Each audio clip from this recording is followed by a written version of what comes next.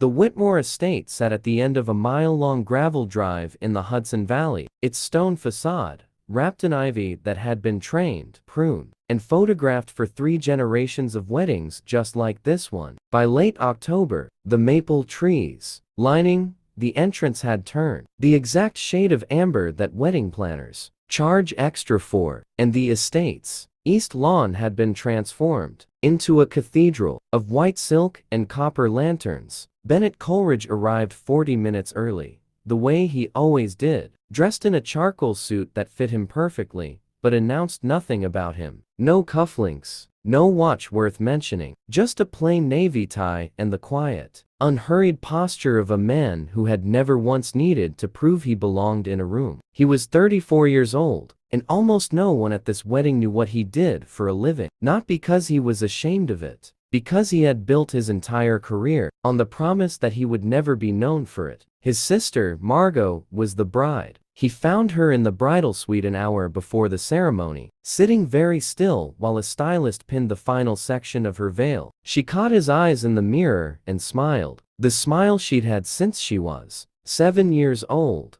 gap-toothed and unguarded. Before 4 years of orthodontics and 12 years of finishing schools had smoothed it into something more practiced. "You look terrified," Bennett said. "I am terrified," Margot admitted. "His mother hates me." "His mother doesn't know you yet. There's a difference, is there?" Bennett crossed the room and kissed the top of her head, careful not to disturb the veil. "Diana Wexford will spend the next 30 years learning that underestimating you was the worst financial decision her family ever made. Today, just let her be wrong about you a little longer. It's more fun that way." Margot laughed, really laughed for the first time all morning. Neither of them mentioned what Bennett actually did in the 9 months of quiet, anonymous work that had led to this exact wedding happening at all. That story belonged to someone else's family, told a different way, at a different table, later that night. Nathaniel Wexford III came from the kind of money that didn't advertise itself, because it had never needed to. His father, Weston Wexford, had built a hedge fund that quietly moved more capital in a single quarter than most countries' treasuries, and his mother, Diana, had spent 30 years perfecting the particular chill of old money. Hospitality warm enough to be called gracious, cold enough that you always knew exactly where you stood. Diana had not, in fact, wanted her only son to marry Margot Coleridge. Not because there was anything wrong with Margot, precisely. There was simply nothing she could point to that was enough. No family foundation, no recognizable surname in the society pages, a brother in some vague, unglamorous line of work nobody could quite describe. To Diana,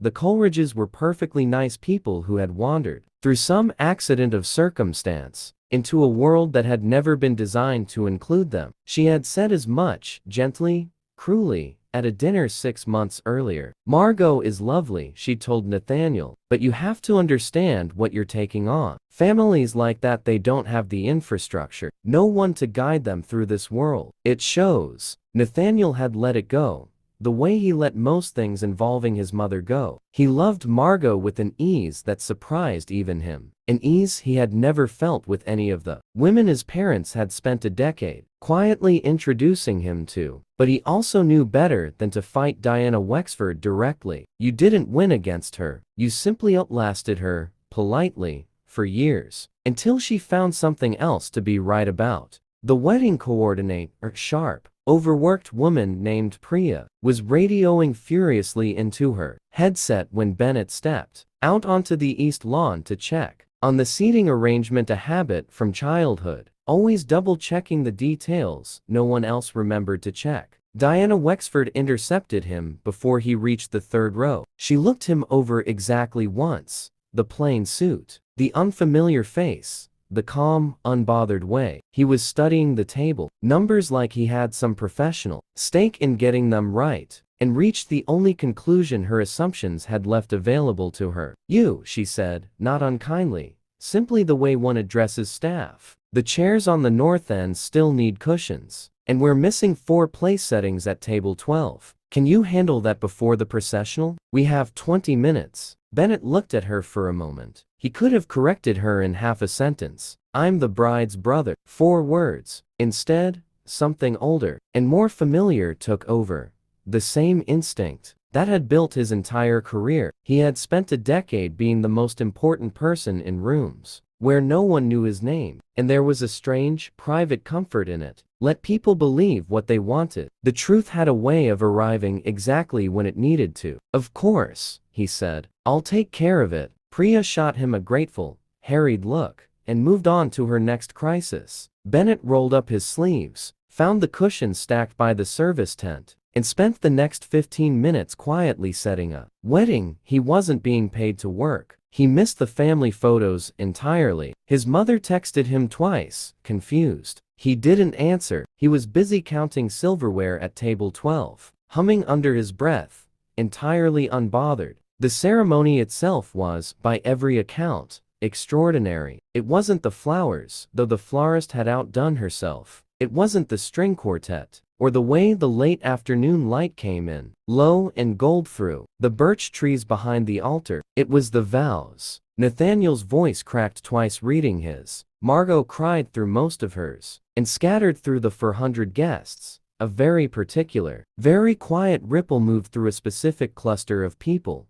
Hedge fund managers, a senator's wife, 2 Fortune 500 CEOs, a Grammy-winning producer, all of whom recognized, with growing astonishment, a cadence they had heard before, a structure, a particular way of building toward a single, devastating, true sentence right before the ring. They had each paid an enormous, undisclosed sum, at some point in the last several years, for vows written in exactly this style, for their own weddings, their children's weddings, in 2 cases, their second weddings. They knew this voice. They had cried to this voice before, in private, in front of their own guests, and never known whose it was. None of them said anything yet. They simply exchanged glances across the aisle, quiet and stunned, the way people do when they suspect they're witnessing something they don't yet have the full picture of. Weston Wexford stood at the reception with a bourbon. He wasn't drinking, watching his son slow dance with his new daughter-in-law, and thinking, for the first time in longer than he could remember, that he might actually like this family. It was the toastmaster who broke the pattern of the evening, a friend of Nathaniel's from business school, midway through his speech, who made an offhand joke that changed everything. And I have to say, he said, raising his glass, whoever ghostwrote these vows for you, Nate, because we all know you can barely write a decent email, deserves their own round of applause. Seriously, half the finance guys in this tent are sitting here wondering how to hire your vow guy for their next marriage. Laughter rippled through the tent. Weston did not laugh. Weston went very still. He set down his bourbon and turned to his wife. Diana, he said quietly, say that phrase again. Your vow, guy. Weston, it was a joke. No, he was already scanning the tables. Some old instinct sharpening in him. The same instinct that had made him $1 billion 3 separate times by noticing the thing everyone else missed. I know that voice. I've heard it before. At the Ashford wedding. At Coria's daughter's wedding. The one in Aspen. I offered a man an obscene amount of money for a introduction to whoever wrote those. And every single time my people came back with nothing. No name.